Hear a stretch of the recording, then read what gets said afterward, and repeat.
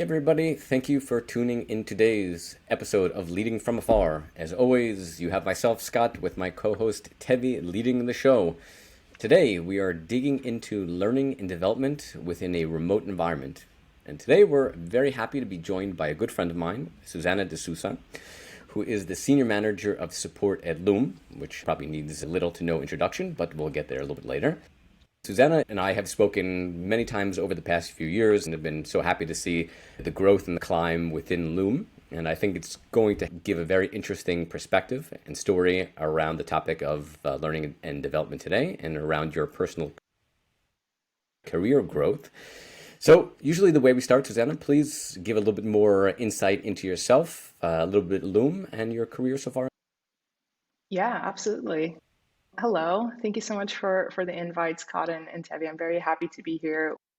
So my name is Susana. I'm based in Lisbon, Portugal, and I'm currently the Senior Manager of Support at Loom. What is Loom, you might ask?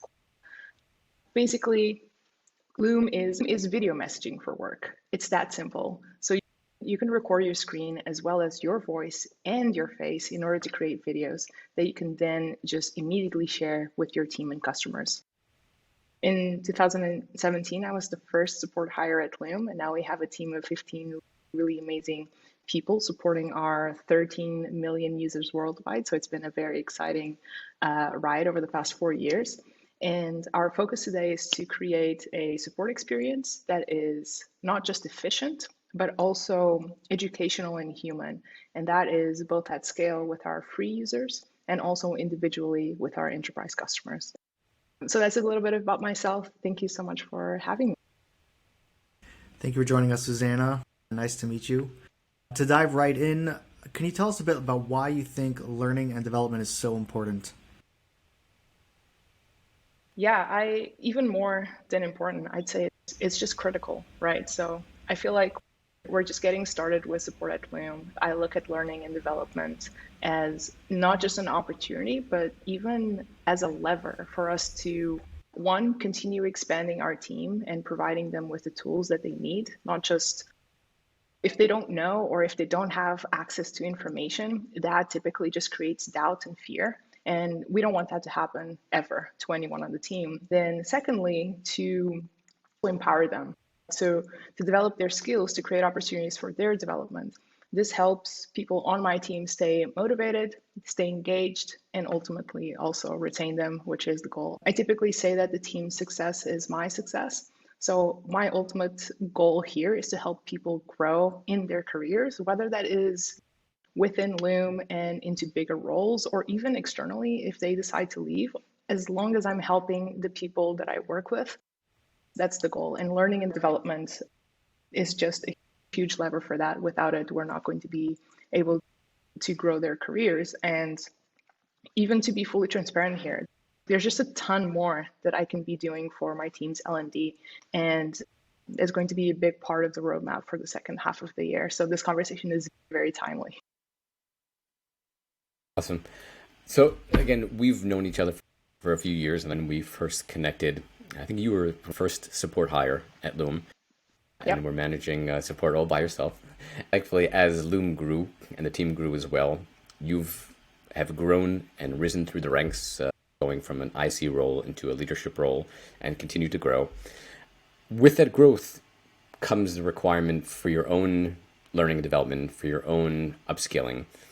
Would love to know a little bit more about that kind of growth yourself and what you've done and what you've focused on learning, and as well what you're doing with your team as a leader to help your team's growth as well in learning and development. Yeah, that's a great question.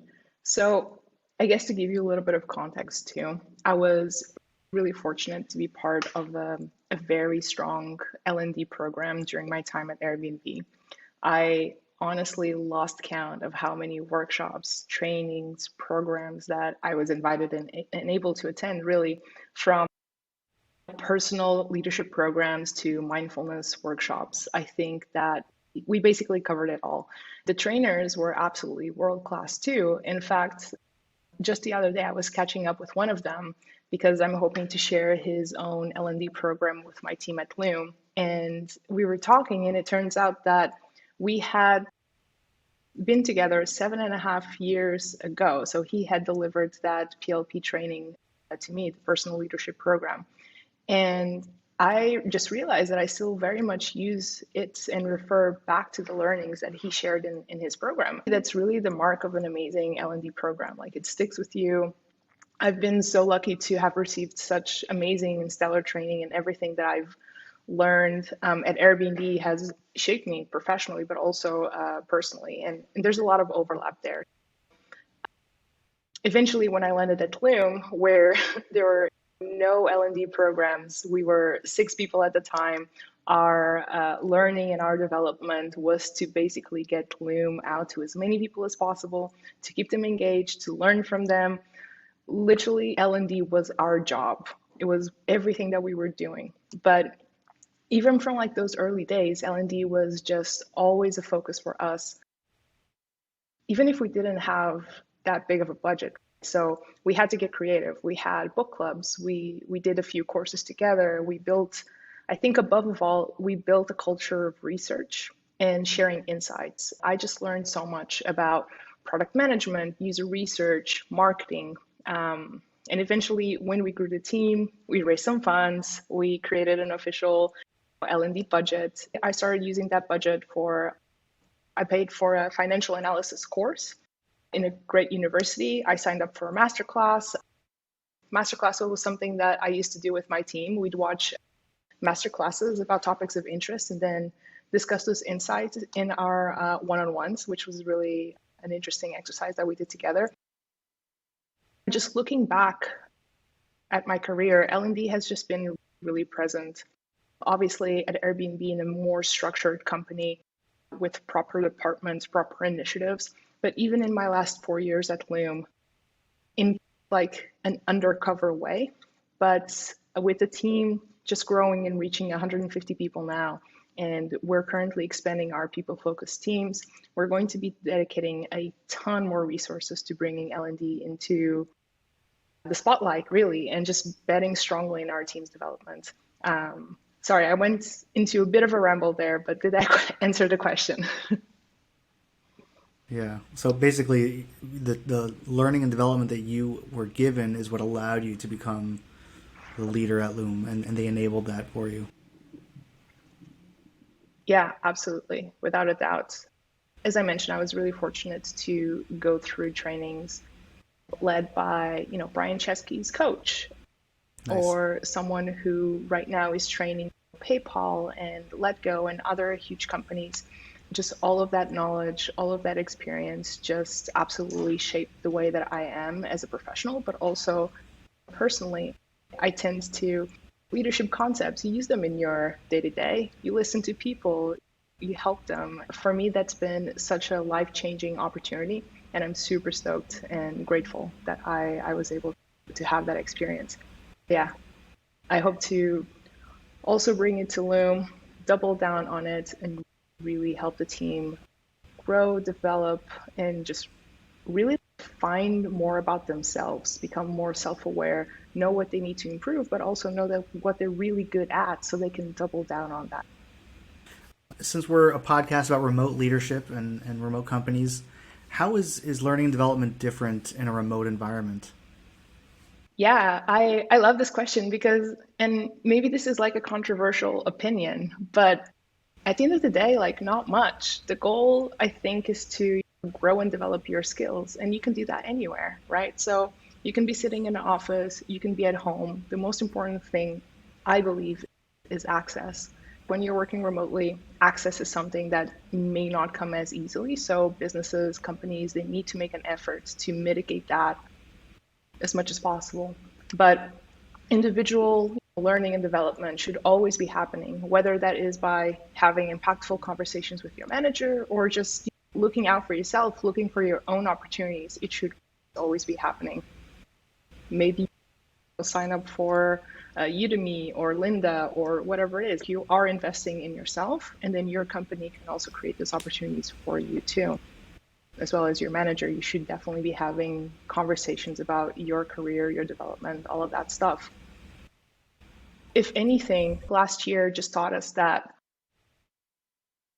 whatever can be done in the office can also be done working from home. And it's all a balance. I'm not saying that remote is always better, but both options 100% have their own compromises. I'm a fan of working remotely. I love the hybrid model. I think combining the best of both worlds is just the best, to be honest. So why should L&D be any different in a remote workplace, really? I think as long as the end goal is the same, the way to get to it may be a little bit different, but that doesn't mean it's a bad thing. I'd encourage leaders and companies to invest in L&D programs that may be more appropriate for remote employees, potentially even direct some of those programs towards remote collaboration, how to have virtual meetings, how to lead remote teams, how to build your presence online, maybe even how to create your remote setup so that you're more productive and comfortable working from home. There's a lot that can be done. There's a lot of opportunity here, I think. Question for you too. How have other leaders in the space shared their thoughts here? Do they agree? Do they not agree? I'll let you go first, Scott. Sure. Outside of the debate, which will potentially have you back for another episode about the hybrid model, which is one of my favorites, the opportunities are definitely there. I think it's having companies understanding, just like remote work, you need the right tools, you need to enable people, you need to give people the right time and collaborate on it and be focused on giving them the access to learn what they want to learn. Could be different aspects. A company that just went remote, something that you said, it's maybe potentially how do you have the best workspace, or people missing the commute, they don't miss the commute, and how can potentially someone recreate that commute, creating new habits. So instead of a 30-minute train ride, it's now a 30-minute bike ride or a 30-minute walk. Instead of going to the coffee machine in the kitchen, it's going to a cafe, or a commute is now going to a co-working space every day, or walking to a different place to work from. It's potentially giving people that understanding and that knowledge. And that's really the basis of this podcast and why Tevi and I started it. It's most people who are now leading teams remotely for the past year have no experience in doing it. They don't understand the right way to do it. Tevi and I both saw that opportunity. Like this was going to be the key, that experience, the knowledge, the tools, and how to do it remotely, and just being able to share our experience, having great people on the show like you that have been working remotely for so long, and just being able to share experience. Here's what I've done with my team. Here's the things that have worked. Here are the tools that I work, to be able to give people access to that. Because again, everyone that's going to be remote needs that upskilling. Even when you're remote for a while, you still need to upskill. But I definitely like that idea that you've mentioned, is just whatever is going to benefit them the most, whether it's upskilling, whether it's creating new habits, whether it's how to do their job better, whether it's learning a new talent or skill, to get that out there. And that's definitely things that I've heard and that I try to push with leaders and with companies that I work with. Yeah, I totally agree. And the only thing I would add is that I think that remote learning and development is probably very much the same, even in the tools that are used, whether you're getting books out or you're signing up for some online course. I guess very rarely, I think some companies are able to offer a live presentation. That's pretty cool if you get that opportunity. So maybe now it would just be a webinar or something on Zoom. So otherwise, I agree that there's not much difference, but there is, I think, a need to learn how to communicate and manage and lead in a remote environment. So I think if you're going to be a remote company, those are things that you should be actively making sure your team learns about. Absolutely. When we're hiring, Tevi, we're always looking for those soft skills. We're hiring remotely, so it's, will this person be successful in a remote capacity? Will they know how to communicate? Will they be adjusting their tone? And do they have the empathy to understand that sometimes people they're not always at their best online, stuff like that. So I 100% agree with you. And companies need to train their employees. They need to train their leadership in just how to best communicate in a remote world. And we're moving towards hybrid just everywhere. And it's just going to be so critical. And Scott, you mentioned creating habits. That's actually so funny. I was having this conversation the other day, and with the time that we are now getting back from our commutes, right? We're not spending 5 hours a week, sometimes 10, whatever it is, commuting. But what are people spending that time on? Sometimes people don't know. Where does that time go? They don't know, but they could be, as you said, learning a new skill, creating a new habit. And it's so interesting to think about that and think about how we can take that time and really apply it to ourselves, to upskill ourselves, and to just continue to learn and be happy, really. So that was a tidbit of information that you shared that I find super interesting. I think it was today, there was a post, either maybe Harvard Business or one of those magazines that kind of put that idea of people need the commute back. The commute was actually good. Anything that talks about the office, I'll always argue with. I spoke to someone on one of these tools I use to pair with people that's living in the East End of London in a 1.5 bedroom or 1.5 room apartment with no garden, no balcony. It's felt over the last year like the walls were closing in. And it felt like I'm looking forward to going back to the commute. I'm looking forward to having the half an hour to read a book, to listen to something, to listen to a podcast or whatever it may be, and just having that time outside. And I nicely said, okay, I'm going to check back in with you in a month, and I can guarantee you're going to hate that commute already.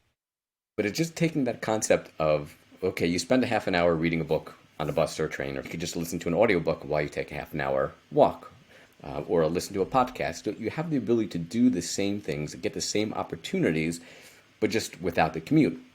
Theory, again, you're walking to a co-working space every day, so you're walking 15 minutes, so you're commuting, and you're listening to an audiobook, so you're reading your book. It's just changing the mindset because of the lockdowns. Nobody was able to leave the house, so everyone was stuck. You couldn't leave the house, and then people would just wake up. I start working. I work all day on and off. Kids are in the house, they're not in the house, and then I just go to sleep, rinse and repeat. As we move forward, is that necessity to say, okay, how do we do this in a better fashion? Is it literally just walking outside, walking around the block, just for that mental, I'm walking out of my house and I'm walking in the door to my office. Just little changes to be able to mimic that experience of going to an office, or just to be able to have those habits that break up the day or give you that opportunity that you're just not sitting there at a computer screen all day long. I'm going to dive into the next question. Your thoughts of what some of the benefits and drawbacks of doing L&D remotely versus in the past of everyone being in a conference center or something like that. Yeah, absolutely. I think it would really depend on the type of the L&D initiative. I think that having online trainings can be really beneficial, starting with just the access piece that I talked about before, but also knowing that the learners, they're in control of their own progress. We have to realize that not everyone processes and retains information at the same speed or even in the same way. So having variety is super important here. I think it's important to be flexible and to adjust the L&D initiatives according to the business and to the people's needs. But to give you like a specific example of what I'm going through right now, I mentioned that I'm looking for some leadership workshops for my team. And the reason for it is just they're always good to have, but specifically, I just promoted 3 people in April to lead roles, and that's amazing. I'm super happy with it, but I would also love to have a couple of days where we just all get together, we share experiences, and we learn from each other. We align the vision, what we consider to be like leading support at Loom, all that stuff. But there's a couple of drawbacks, right? So it's not always easy to pull people away from their daily duties, especially if it's all the support leaders at once. And then we also have the issue of the time zones, literally like 9 hours difference. So then I'm like, okay, could we get together for a couple of hours for an entire week every single day? Will that be impactful? What's the solution? I'm honestly still working on it. I think it's going to be probably a combination of both remote smaller sessions and in-person workshops. For example, remote shorter workshops where we would just dive into a topic, learn together for a couple of hours. It's the evening here in Europe, it's the morning in San Francisco. Then we hopefully one day we schedule an in-person session during a support team offsite or something along those lines, and then we can completely focus on just being together for an entire day or two. So I think there's both options. I I don't want to wait a couple of months, everyone is vaccinated, we can travel again, like we get together. That's really, I think, like the blue sky scenario for me, because it's just a more immersive experience. But I also don't want to take the merit of, until we do that, that's probably going to be more rare than we would like, just based on we're a distributed team and we're working remotely. So should we always be waiting for that opportunity? No, we need to take advantage. We're remote. We can do these things asynchronously. We can leverage a ton of tools. The learnings are going to be the same. It's just the human element of it that is going to be different. But at this point in time, we can almost replicate that with our setups and with the tools that we use. So actually, Scott, I'm really curious about what you used to do at Envision. So maybe I can take some inspiration from it to solve this problem for myself. Sure. Maybe if you don't mind, I'd like to actually bring in something else, and it's going to pull in Sure. Tevi. From the experience, we were somewhat neighbors. Our boys go to the same school, and when we had the lockdowns, the school went from obviously learning in the classroom to learning via Zoom. And for younger ones, it was 4 or 5 hours of Zoom, and for the older ones, it was maybe 6, 7, 8 hours. At least for my kids, it was very difficult for them to be able to sit there for that long. But I remember Tevi had mentioned, Tevi, please go into the details about this, I think it was with your daughter, that they used more of a kind of a combination of different things. Some classes were the teacher, or in the case of L&D, an instructor sitting there giving a live lecture to people in the classroom. Then there was broken up the students within smaller groups to learn amongst each other a specific topic, doing some kind of workshop, doing some kind of exercises. And then you had a mix of more async, so the teacher would record a lecture or something, and the kids could then watch it at their own time. And from what you said, it seems that this would be potentially a very helpful idea, the mixing for times. Some people can get together, you can't get together. You don't want to take multiple people off the same opportunity of having that chance of mixing different things. So today is going to be a synchronous teacher to student type thing. Another, it's going to be groups of maybe 1 or 2 people doing a workshop, going through scenarios. Other times it's async of you or somebody else creating content that's then shared offline. Tevi, can you give more insight into that maybe more? Yeah, that was basically it. And for context, my daughter's in 3rd grade, and I was very impressed how they did that, because they basically had 2 hours of live Zoom per day, maybe 3. Then they would augment it with these async videos or even interactive games or something, and actual homework. So it was like full synchronous live Zoom, some smaller groups with a few friends working on a specific project, and then totally async activities and videos, which I thought really helped make it more palatable. I think it's a great application to regular learning and development with the company. That's probably a great idea, where it doesn't have to be like full all day for 3 days, where it's like fully synchronous. Maybe breaking it up, that would be a really interesting way to proceed with it. Totally. I 100% agree. I think that what you mentioned is just like the absolute best blue sky scenario in terms of marrying the both options. We'll definitely explore that at Loom, and I'll report back on how it goes. Yeah, to the kind of quick Envision piece, while I was there, I think it was probably very early on in trying to get L&D off the ground. They tried a couple different iterations. A lot of it was online tools like Lynda or LinkedIn Learning, Treehouse, different opportunities like that. You could get, an hour or half an hour of learning time a day, or however many a week with your manager. They give you the approval. But there wasn't really anything on the soft skills of how to work remotely, how to have a proper ergonomic setup and things like that. I think the biggest thing, and this probably will grow a question out of this, is around giving opportunities for people to learn soft skills or just specific hard skills around their job or their interests. While it was at Envision, it was really just hard skills around your specific job was the focus. That's super interesting. I 100% hear you. And I think managers, leaders, they should definitely figure out the right balance between skills-based trainings and leadership training, so hard and soft skills. You definitely want to make sure that you're helping the team grow in a way that is just not specific, or not only specific to their current role, but also to help them or to set them up for success in future roles. You want them to grow and expand. So I think that's super interesting, what you just said. Yeah, I was going to ask basically straight up. So what do you think is the right way to structure learning and development, balancing all of that, career, job skills, soft skills, personal pursuits? Yeah, there's a ton here, but I would say start with clarity. Jacqueline on my team typically quotes Brene Brown, and she reminds us all that clear is kind, meaning that we should always aim to set the right expectations and just communicate clearly.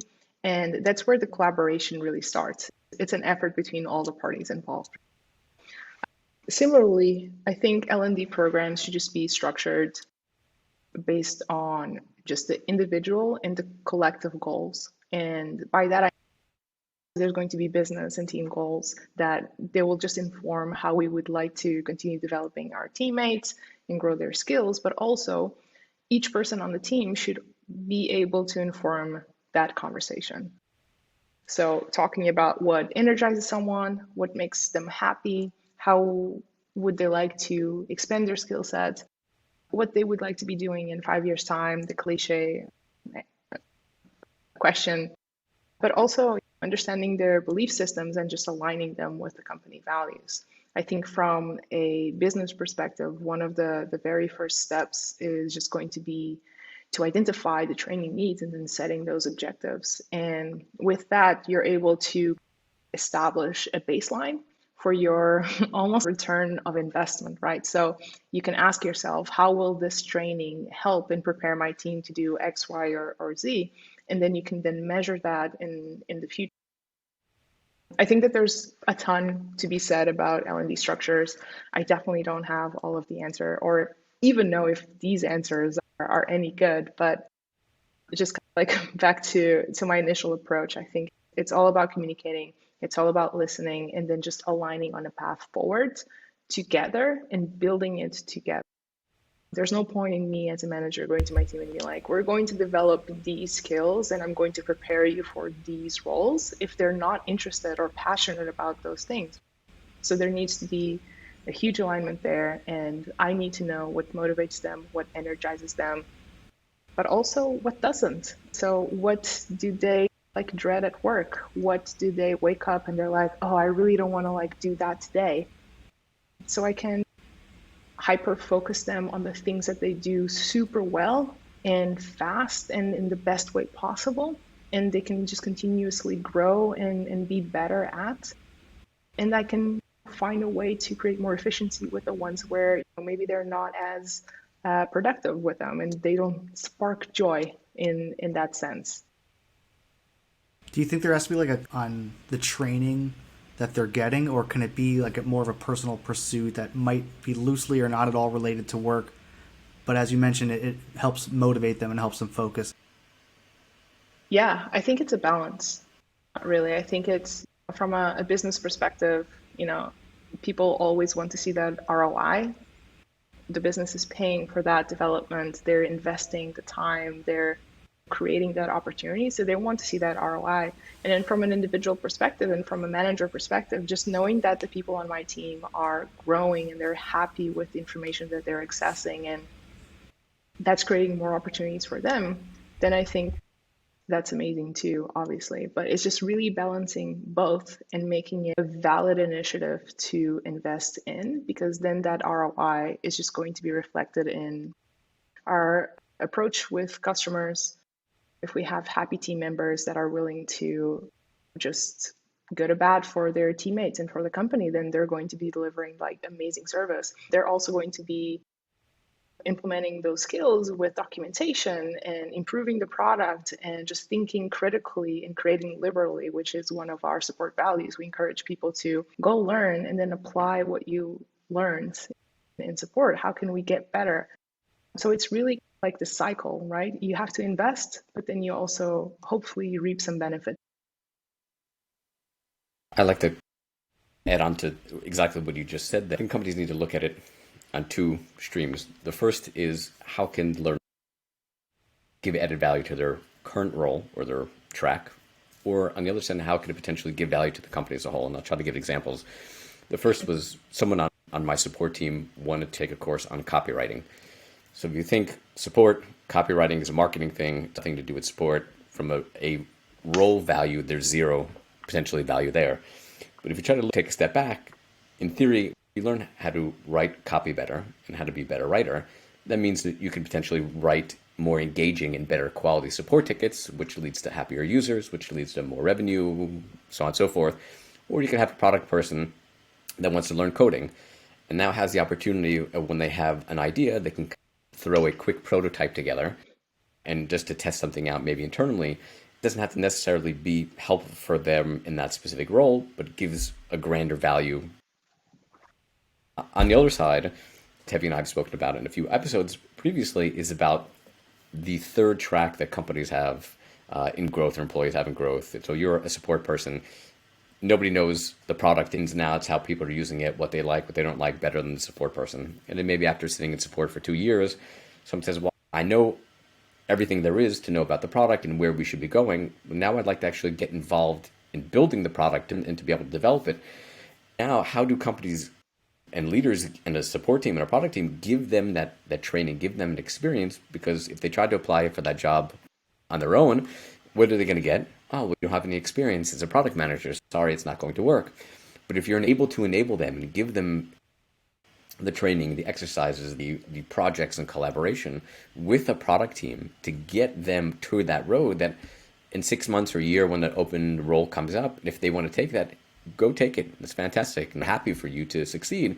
And if you want to stay within support, okay, maybe you have more of an understanding of how product works and the priorities and how that influences support. But I think it's really looking at the tracks of, okay, what can really give you potential future value in that specific role or track, or what helps you move over to another track. I absolutely agree with that, Scott. I call it the Loom resume. So typically I say, let's build your Loom resume. So you're going to be in support for the foreseeable future. It doesn't mean that this is like where you are for the next 5 years. So if there's anything else that you'd like to do, let's build that resume. Let's add those projects, those tasks, those partnerships to it so that when there's an opening or a new job that comes up, you can confidently say, hey, I should get this job because I have done X, Y, and Z that qualify me for it. Yeah, I'm super aligned with you on that, Scott. I think we're not here to be gatekeepers. Obviously, if someone is on our team, I'll do whatever I can to make sure that they're successful, they're happy and engaged. But if there's ever a time where they're like, hey, Susanna, I need to move on and go somewhere else, I'll support them in all of those decisions, because all we should be caring about is that they are successful so that we can be successful too. I love this topic. This is a great conversation. Yeah. Leaders, scratch out the word managers. Go on to next question. What tools does Loom use to enable your team to learn? Yeah, sadly, we just haven't landed on like a specific tool yet. Sadly or not sadly, honestly, because it's really early. We've done workshops, we've done courses, just using a variety of tools, but I can tell you that we just have an internal knowledge base nowadays that's hosted by Guru. We typically use Notion a ton to host our documentation. And of course, we watch and record tons of videos with Loom. In fact, Loom has actually been a really interesting method for us to share just knowledge and document insights for the team. It's very asynchronous, so it's been extremely useful for us to get the team on the same page, no matter where we are in the entire world, time zones and all. But as far as landing on a specific tool, we haven't yet. I think that'll come the second half of this year, hopefully. I was going to ask, do you have any tools that you'd recommend, actually? Nothing specific on my end. I'm more in favor of like personal mentorship and book club type learning and development. A lot of people I know like the masterclass style thing where you go through a track and complete the videos and do the work. But nothing specific that really wowed me or that I love. I think I've tried 5 or 6 different. I agree with that. Most of the ones that I've tried, I've not been a fan of. I'm much more of a hands-on type learner. So I'm trying to learn leadership, or now, as you've promoted those people to a team lead, it's working more hands together and doing it versus saying, okay, here's a course, take a LinkedIn learning course on how to be a team lead, versus really sitting with them and going through, okay, what are you thinking about this? When you run the next meeting, how are you going to organize the documents? Like, don't do synchronous meetings, but just in theory, what's the right question? What questions are you planning to ask on your one-on-ones? And having more of that one-on-one type mentorship learning, which I think gives you a lot more value than any of the online courses that I've come across to. Do you track learning and development in any way, or is it more casual and no pressure? Yeah, it's definitely on the more casual side. I think that there's a lot more that I could be doing here, to be honest. The plan is to continue developing OKRs, tracking personal goals for each of my direct reports so that we can establish an L&D program together later on. I think we're still, as I said, a couple of quarters away from having a dedicated solution in place. But honestly, this is our time to experiment and see what works for us and what we don't like. So when it comes to tracking, nothing too official. It's talking about it one-on-one, having those impactful conversations. So I think the most important thing here is that there is just openness to trying new things and just spending time together, learning, sharing those experiences and aligning, for sure. Awesome. I think the last question that I have, if you have some ideas to share with leaders of how to make L&D more collaborative with a remote team, in theory of not just sitting there, each individual behind the screen, watching a master class all by themselves and having no collaboration with others. Any thoughts of things that teams can do to make it a little bit more collaborative amongst the team? Yeah, absolutely. Like so many ways. I think it all starts with values, right? So going back to the beginning of my time at Loom, I was just really impressed by how transparent the leadership team was. I believe that really set us up to create an open culture of learning and developing, or development in this case. That has been a huge driver for me over the past 4 years to just continue learning and continue upskilling. So it was really interesting because I was reporting to Shahid, one of the founders. In the beginning, we used to just create lists of personal and professional goals. And then we used to have accountability buddies. For example, if one of my personal goals was to read a leadership book or run a 5K or whatever it was, and my accountability buddy was Lauren on my team, she just basically check in with me, talk about progress, keep each other accountable, because one of Loom's core values is to grow through empathy, meaning that we focus on our personal growth. We are each other's cheerleaders, right? So discussing these personal goals with colleagues just helps build vulnerability and trust, which is, I think, where most of the personal growth happens. Honestly, the way how we approach L&D at Loom has been so ingrained in our culture that I think it just sets us up to have that type of openness. Another example that it wasn't prompted and it just kind of appeared out of nothing. Recently, Quinn on my team, he started a chainmail in Slack called Something That I've Learned and Something That I Like. Honestly, I hope I'm not butchering it. Sorry, Quinn, if you're listening to this at some point.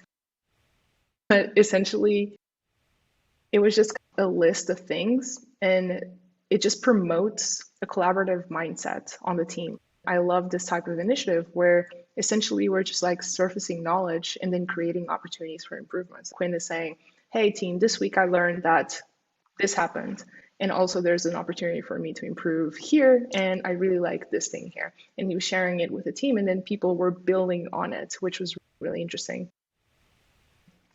Having said that, there's just a ton that we could be doing. We'll get there. I think we need time. From a leadership level, we have just recently hired a director of customer experience, Jonathan.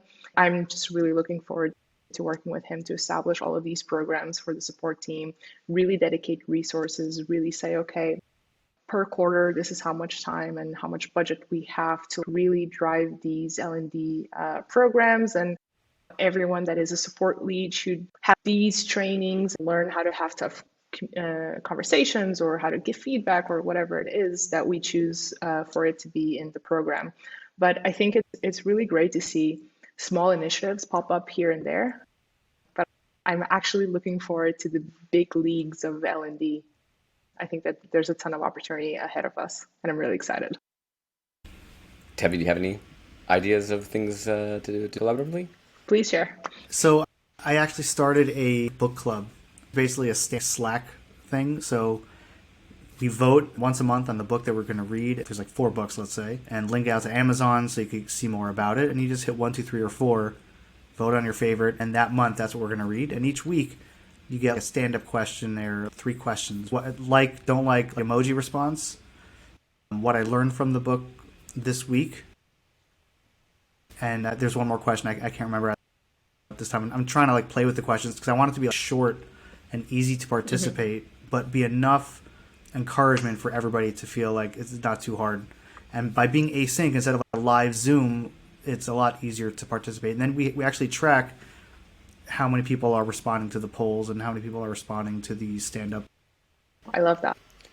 I love the book club. I've been doing the book clubs, but more synchronously, going on a specific topic, doing it once a month. 1 month could be leadership, one could be empathy, one could be whatever else it is, and each person gets to choose their own book and gives a 5 to 10 minute book report on the lessons they've learned, the most important bullet points in there, just to be able to share the knowledge, especially being on a specific topic, to have an opportunity to learn from different books and different people's perspectives. The other thing that I also like doing is the lunch and learn. It doesn't have to be specifically be on a work topic. One of the companies that I was working with, one of the favorite ones was somebody was similar to Tevi and I were big fans of wine. So did a lunch and learn on the different types of wine. He had recently gone to a couple of wineries for wine tasting, was giving kind of a tutorial on the types of wine, how they're grown, processes, what type of food that it pairs well with. And I think having that opportunity just to do collaboratively over lunch and being able to share that experience and share those interests is a good idea to do. I need to do a lunch and learn with my team. Awesome. Any other questions, anybody? I just want to throw out there that I loved what you touched on, Susana. I don't want it to get lost because I think it's very important. You mentioned how you have core values at the company. As a company leader, say that we care about empathy, then I want my team to be learning about empathy, user experience, customer experience. That's important. And I think most companies focus too much on the job requirements as opposed to helping raise the team in their overall company core values. I think that's a great point, and I don't want that to get lost. Oh, thank you. I totally agree with that. And one of the things that I'm most proud of at Loom is that our core values are such a great reflection of the people that we have in the team. And it's not really about driving the mission. There's definitely an element of it, but it's really about embrace the weird, and your personality matters. Bring it on. Be yourself. And it's growing through empathy. Help others, learn from others, learn yourself, asking for more. Always try to do your best. And a couple of others, remote first, and now I'm not remembering the last one, which is a huge fail on my end, but there's another one that is really nice. Similarly, we also have support values. We have our Loom values, and then we also have 5 support values that guide the way that we communicate with our customers, but also talk to the people on our team and what our attitude should be. So thinking critically and creating liberally is definitely one of them. And it's probably the one that's most connected to learning and development, because we care so much about people growing, learning, developing their skills, and just creating value and having value added for themselves, that we definitely want to make sure that it's at the forefront and people think about it every single day. So thank you for mentioning that, Tevi.